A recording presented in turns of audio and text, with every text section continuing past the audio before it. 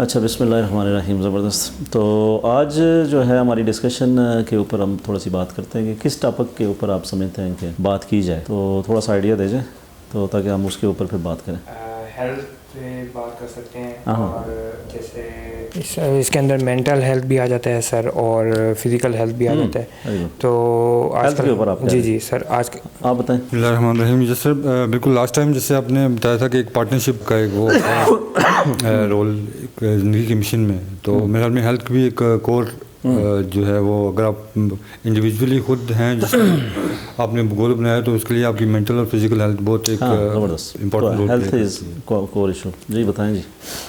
जी बिल्कुल, definitely sir, health पे बात होनी चाहिए, क्योंकि अगर आपकी सेहत ही नहीं है तो आप ज़िंदगी में कामयाबी कैसे हासिल कर सकते हैं। Very good. तो मेरा सवाल भी यही है कि हम ज़्यादा से ज़्यादा फोकस जो जिस चीज़ पे ज़िंदगी में देना चाहिए वो नहीं देते, तो मेरे ख्याल में हेल्थ पे ही बात होनी चाहिए। Very good. बताएं जी आतिफ। जी सर, आज हेल्थ पे ही बात करते हैं, क्योंकि इसी पे अगर हमारी हेल्थ ठीक होगी तो हम अपने गोल्स और हर चीज़ जो है ना कैसे अचीव करनी है, ये इम्पोर्टेंट पार्ट है हेल्थ।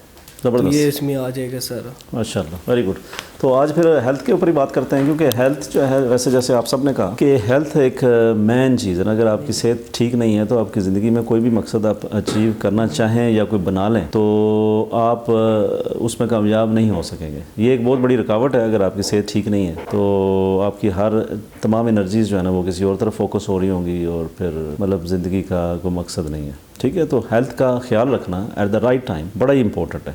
तो चलें आज इसके ऊपर बात करते हैं। देखें, हेल्थ जो है ना, हेल्थ से मतलब इसमें 2-3 फैक्टर्स हैं, जैसे आपने भी थोड़ी सी जिक्र किया कि हेल्थ सिर्फ हम फिज़िकल हेल्थ को हेल्थ समझते हैं शायद मोस्ट ऑफ अस। अगर किसी को कोई हेल्थ की परवाह भी है तो सिर्फ सिंपल हम ये समझते हैं कि खाना खाना है या कोई एक्टिविटी करनी है, एक्सरसाइज करनी है, तो या ज़्यादा खाना खाना है। मतलब ये भी एक मिसकंसेप्शन है हमारे माशरे में कि ज़्यादा खाने को, बहुत ज़्यादा हैवी फैट चढ़े हुए हों तो हम उसको कहते हैं कि यार आपकी सेहत ठीक है। तो मतलब अगर सिंपली हम अगर फोकस कर भी रहे हैं तो फिज़िकल हेल्थ पे ऊपर कर रहे हैं। तो लेकिन मैं समझता हूँ कि वैसे आप बुक्स भी पढ़ें और चीज़ें भी देखें, अपनी ज़िंदगी में तजर्बे से भी देखें, तो मेंटल हेल्थ भी बड़ी इंपॉर्टेंट है, बल्कि वो सबसे ज़्यादा इंपॉर्टेंट है। अगर मेंटल हेल्थ आपकी सही नहीं है तो उसका असर फिज़िकल हेल्थ के ऊपर पड़ेगा। इसी तरह आप दूसरी तरफ चले जाएँ, स्पिरिचुअल हेल्थ। स्पिरिचुअल हेल्थ से मुराद सिंपली ये है कि अगर हम बिल्कुल जनरली बात करें तो उसका मतलब ये है कि आपके अंदर एक अल्लाह ताला ने ना एक पैरामीटर लगाया हुआ है अच्छाई और बुराई का। तो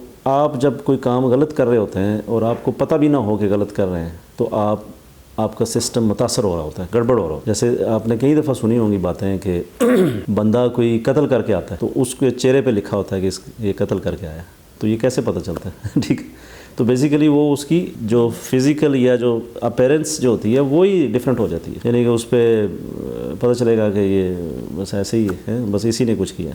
नर्वस होगा, उसका खून का जो गर्दिश है वो भी रुकी हुई होगी और सांस भी रुकी हुई होगी, बड़ा डर में होगा, खौफ में होगा। तो ऐसे ही ना वो बस आंखों से आप देखेंगे तो आपको थोड़ा सा अंदाज़ा हो जाएगा। इसका मतलब यह है कि वो कहीं ना कहीं उसके अंदर जो है ना वो उसको मलामत हो रही है, ठीक है, कि मैं गलत काम किया। वो खुद बेशक जिस तरह मर्जी यूज्ड टू है, लेकिन अंदर उसका मलामत कर रहा है, और जिस मलामत की वजह से वो उसकी फ़िज़िकल हेल्थ और जनरल हेल्थ जो है वो उसके ऊपर असर पड़ रहा है। स्पिरिचुअल हेल्थ भी आपकी जो मैन फिज़िकल हेल्थ है इसके ऊपर उसका असर है। तो ये इंटर रिलेटेड है सारी। मतलब फॉर एग्जांपल आप फिज़िकल हेल्थ ठीक नहीं है तो आपकी मेंटल हेल्थ ख़राब हो सकती है, आपकी मेंटल हेल्थ सही नहीं है तो आपकी फ़िज़िकल हेल्थ ख़राब हो सकती है। इसी तरह स्पिरिचुअल हेल्थ आपकी ख़राब है तो मेंटल भी ख़राब हो सकती है और आपकी फ़िज़िकल भी ख़राब हो सकती है। तो मतलब यह है कि एट अ टाइम ये तीनों चीज़ों का आपने ख्याल रखना है, तब जाके आप कहेंगे कि मैं हेल्दी आदमी हूँ। तो अगेन मैं कई दफ़ा बात करता हूँ कि कोई भी चीज़ जो है ना अल्टीमेट नहीं है, बैलेंस इज़ इंपॉर्टेंट। तो बैलेंस कैसे पता चलेगा? जब आपको उसके इंग्रेडिएंट्स का पता होगा कि ये इंग्रेडिएंट्स हैं मेनली, तो ये इंग्रेडिएंट्स हैं और इनको मैंने बैलेंस करके ज़िंदगी में, अपनी ज़िंदगी में लेके आना है। तो जैसे मैंने आपको कहा कि मेन इंग्रेडिएंट्स हेल्थ के क्या हैं? फिजिकल हेल्थ, मेंटल हेल्थ और स्पिरिचुअल हेल्थ। तो अब अगर आप किसी एक की तरफ कर रहे हैं तो दूसरी तरफ आपने कई दफ़ा एग्जांपल्स देखी होंगी कि बहुत एथलीट है और मसल्स बड़े अच्छे खासे हैं और डिप्रेशन में है और बस खुदकुशी कर गया बंदा, ठीक है, ऐसे होता है ना। तो इसका क्या मतलब है कि उसकी मेंटल या स्पिरिचुअल हेल्थ नहीं सही, फिजिकल तो नज़र आ रहा है कि बड़ी ज़बरदस्त है। तो इसी तरह आपको कई एग्जांपल ये भी मिलेंगी कि मेंटली बहुत ही अच्छी स्ट्रेंथ है लेकिन वो फिजिकली ख्याल नहीं रखता, अपना बैलेंस नहीं रखता। तो कोई कोई विटामिन्स कमी होगी, किसी चीज़ की कमी होगी, मतलब उसकी मसल्स कमज़ोर होंगे तो आस्ता से ज़्यादा ज़िंदगी उसकी नहीं रहेगी और फौत हो जाएगा या बीमार हो जाएगा। तो अब ये तीनों चीज़ें जो हैं ये इसको बारी बारी डिस्कस करते हैं। तो मेरा ख्याल है हम अगर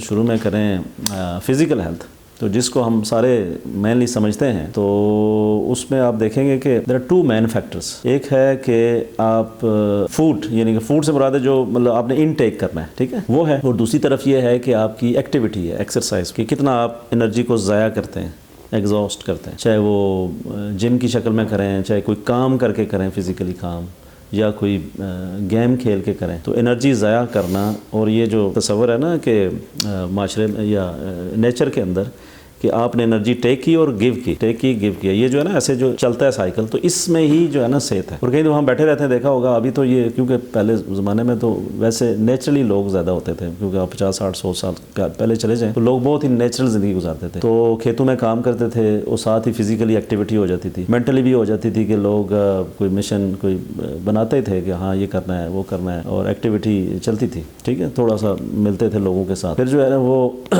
स्पिरिचुअल भी, मतलब नॉर्म्स एंड स्टैंडर्ड्स, वैल्यूज़ बड़े होती थी ख़ानदानों के अंदर के, जो ख़ानदानी सिस्टम चलता था, और उन ख़ानदान के अंदर कोई चीज़ अगर अच्छी थी तो वो अच्छी चल रही होती थी, तो एक दूसरे से हम सीख रहे होते थे। तो लेकिन क्योंकि ये जो हमारा दौर गुजर रहा है, और ये जो दौर गुजरा है बड़ा क्रिटिकल है हमारे लिए, हमारी जनरेशन, हो सकता है कि नेक्स्ट जनरेशन थोड़ी ज़्यादा सेंसिबल हो जाए, कि ये समझ जाए कि ये जो आज के दौर की थ्रेट्स हैं उनका सोल्यूशन क्या है। तो अभी हम सोल्यूशन, क्योंकि हम कंफ्यूज लोग हैं अभी जो हमारी जनरेशन जा रही है, क्योंकि आईटी का दौर आ गया, बहुत फास्ट कैपिटलिज्म आ गया, और फिर हमारी एक्सेस जो है यहाँ से इंग्लैंड, अमेरिका, कनाडा ऐसे है, बाद में भी हम ऐसे उसे, तो हम काम भी ऐसे हो गए कि बैठ के काम करने वाले हैं कुछ ज़्यादातर। तो फिर हम जब तक हमें बैलेंस का पता नहीं है ना, तो फिर हम बस ऐसे ही चल पड़ते हैं और फिर हमारी सेहत ख़राब कर देते हैं।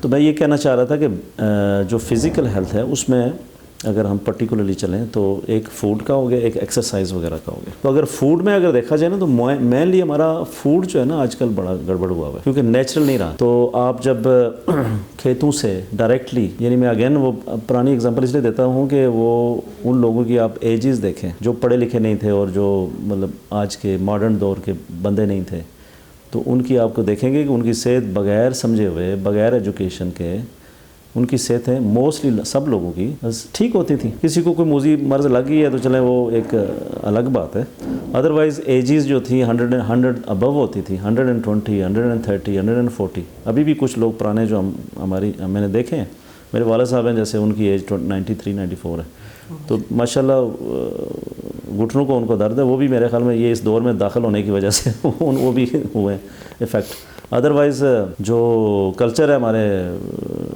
नॉर्मल जो नेचुरल लाइफ का है, वो पैदल चलना और इधर जाना, ऊपर जाना, किसी के साथ मिल के आना, तो यानी कि ठीक है, वो बिल्कुल सही, ठीक है उनकी।